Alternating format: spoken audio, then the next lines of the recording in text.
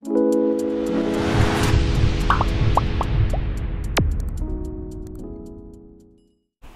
বিষয় 2024 সালের অষ্টম শ্রেণীর প্রথম পর্যায়ক্রমিক মূল্যায়নের বাংলার তৃতীয় সেটের প্রশ্ন এবং তার উত্তর। তোমাদের এর আগে বাংলার ফার্স্ট ইউনিট টেস্টের দুটি সেটের প্রশ্ন এবং উত্তর করানো হয়ে গেছে। যারা যারা দেখোনি তাদের জন্য লিঙ্ক ডেসক্রিপশন বক্সে দেওয়া আছে, তোমরা সেখান থেকে দেখে নিতে পারো। তোমাদের এই প্রথম পর্যায়ক্রমিক মূল্যায়নে পূর্ণমান থাকে 15 এবং সময় পাবে তোমরা 30 মিনিট। তো এটা তোমাদের এপ্রিল মাসে এই পরীক্ষা হবে। এর আগে যেহেতু তোমাদের দুটো সেট করিয়েছি এবং সেখানে তোমাদের সিলেবাস সম্পর্কে বিস্তারিত আলোচনা করেছি, তাই এই ভিডিওতে সিলেবাস সম্পর্কে আমি আলোচনা করছি না, ডাইরেক্ট প্রশ্ন উত্তর পর্বে আমি চলে আসছি। দেখো, প্রথম যে প্রশ্ন আছে সঠিক উত্তরটি নির্বাচন করো। যে কোনো একটি। রজনী শেষে আরব সেনাপতি লোক তাহার নাম ডাকিল, নিদ্রাভঙ্গ করাইল, শয্যা তুলিল, নাকি দ্বারে করাঘাত করিল? উত্তর হবে নিদ্রাভঙ্গ করাইল। 2 নম্বর, গ্রিক সম্রাটের সামনে গ্রিক সেনাপতির কি শোভা পায় না? অপশন আছে তরবারি ধারণ করা, উঁচু গলায় কথা বলা, চক্ষু রক্তবর্ণ করা, ঘোড়ায় চড়া।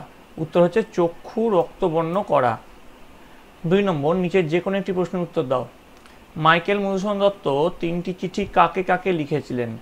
উত্তর লিখবে মাইকেল মধুসূদন দত্ত প্রথমে চিঠি লিখেছেন ঈশ্বরচন্দ্র বিদ্যাসাগরকে, দ্বিতীয় চিঠি লিখেছেন গৌরদাস বসাককে, তৃতীয় চিঠি লিখেছেন রাজনারায়ণ বসুকে।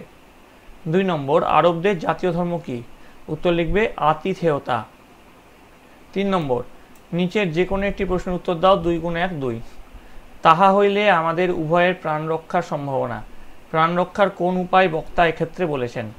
উত্তর লিখবে সূর্যোদয়ের পূর্বে যদি মূর সেনাপতি ঘোড়া দ্রুত বেগে ছুটিয়ে আরব শিবির ছেড়ে নিজ পক্ষের শিবিরে পৌঁছাতে পারে, তাহলে উভয় পক্ষেরই প্রাণ রক্ষা সম্ভাবনার কথা বক্তা বলেছেন। 2 নম্বর, জগতে একটা কীর্তি রেখে যেতে চায় বক্তাকে, তিনি কিভাবে এই কীর্তি রেখে যেতে চান? উত্তর হচ্ছে বক্তা হলেন সেকেন্দার শাহ, তিনি শৌখিন দিগ্বিজয়ের মাধ্যমে জগতে একটা কীর্তি রেখে যেতে চান। এবার দেখো 4 দাগের প্রশ্ন, সঠিক উত্তরটি নির্বাচন করে যে কোনো একটি। প্রথম যে প্রশ্নটা, কতকটা এ ভবের ধারা নাকি গতিক নাকি নিয়ম নাকি গতিবিধি? উত্তর হচ্ছে গতিক, খ। পরের প্রশ্ন 4.2, তোতায় স্কুলে যাবে না কেন? তো অপশনে আছে সবুজ জামা পরে এক পায়ে দাঁড়িয়ে থাকবে বলে, রোদে দাঁড়িয়ে থাকবে বলে, পড়া হয়নি বলে, সারাদিন খেলবে বলে। উত্তর হচ্ছে সবুজ জামা পরে এক পায়ে দাঁড়িয়ে থাকবে বলে। এবার দেখো 5 দাগের প্রশ্ন, নিচের যে কোনো একটি প্রশ্নের অতি সংক্ষেপ উত্তর দাও। সেইটে সবার চেয়ে শ্রেয়। কোনটি সবার চেয়ে শ্রেয়? উত্তর ভেসে থাকতে পারা সবার চেয়ে শ্রেয়। 5.2, আমাকেই দেবেন বিধাতা। বিধাতা কাকে কি দেবেন? উত্তর কথকের ঘর, দরজা, জানলা, টেবিলের ফুলদানি, বই, খাতা, অর্থাৎ ঘরের সবকিছুই চড়ুই পাখিটিকে বিধাতা দেবেন। এবার দেখো 6 নম্বর, নিচের যে কোনো একটি প্রশ্নের উত্তর নিজের ভাষায় লেখো। 2 × 1 2। 6.1 কি বলেছে? তোতায় সবুজ জামা পরলে কি কি ঘটনা ঘটবে? উত্তর লিখবে তোতায় সবুজ জামা পরলে তার গায়ে প্রজাপতি এসে বসবে ও তার কোলের কাছে লাল নীল ফুল ঝরে পড়বে, একটা দুটো করে। 6.2, ময়ূর মরেছে পণ্যে, এই অংশের অন্তর্নিহিত অর্থ কি? উত্তর লিখবে মানুষ সৌন্দর্যের পূজারী, আবার এই মানুষের লোভও অন্তহীন। মানুষের লোভের পরিণতিতে অপরূপ সুন্দর ময়ূরকে হত্যা করা হয়, তার মাংস আর পালকের জন্য পণ্য হিসাবেই তাকে শিকার করা হয়। এবার দেখো 7 দাগের প্রশ্ন, কি বলেছে? নিচের যে কোনো দুটি প্রশ্নের উত্তর নিজের ভাষায় লেখো। 1 × 2 2। প্রথম যে প্রশ্ন 7.1 কি বলেছে? আহারাদির পর কখনো কখনো অপর মা কি করতেন? উত্তর লিখবে কাশিদাসী মহাভারত পড়তেন। 7.2 দেখো কি লেখা আছে। নিশ্চিন্দিপুরের কয়েকজন লোক সরস্বতী পুজোর বিকেলে কোথায় গিয়েছিল? উত্তর লিখবে নিশ্চিন্দিপুরের কয়েকজন লোক সরস্বতী পুজোর বিকেলে নীলকণ্ঠ পাখি দেখতে গিয়েছিল। 7.3, হরিহর তার ছেলেকে নিয়ে কখন কোথায় গিয়েছিল? উত্তর লিখবে হরিহর তার ছেলেকে নিয়ে শিষ্য লক্ষণ মহাজনের বাড়ি গিয়েছিল। এবার দেখো 8 দাগের প্রশ্ন, সঠিক উত্তর নির্বাচন করো। 1 × 2। দেখো কর্ম থেকে করম, এটি হলো আদি স্বরাগমের উদাহরণ, মধ্য স্বরাগমের উদাহরণ, অন্ত স্বরাগমের উদাহরণ নাকি ব্যঞ্জনাগমের উদাহরণ? উত্তর লিখবে মধ্য স্বরাগমের উদাহরণ।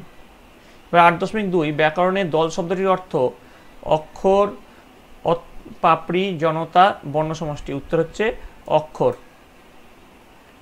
9 নম্বর দেখো 9 দাগের যে প্রশ্ন আছে, নিচের প্রশ্নটির সংক্ষেপ উত্তর দাও। 1 × 3 = 3। প্রগত সমীভবনের একটি উদাহরণ দাও। উত্তর হচ্ছে চন্দন থেকে চন্দন। 9.2 পূর্ণস্বর ও অর্ধস্বর কি? উত্তর লিখবে পূর্ণস্বর দিয়ে পয়েন্ট করে লিখবে কোনো দলে দুটি স্বরধ্বনির যোগ ঘটলে পূর্ণভাবে উচ্চারিত প্রথমটিকে পূর্ণস্বর বলা হয়। আর অর্ধস্বর কি? পাশাপাশি অবস্থিত দুটি শব্দ মৌলিক স্বরধ্বনির দ্বিতীয়টি যদি স্পষ্টভাবে উচ্চারিত না হয় তাকে অর্ধস্বর বলা হয়।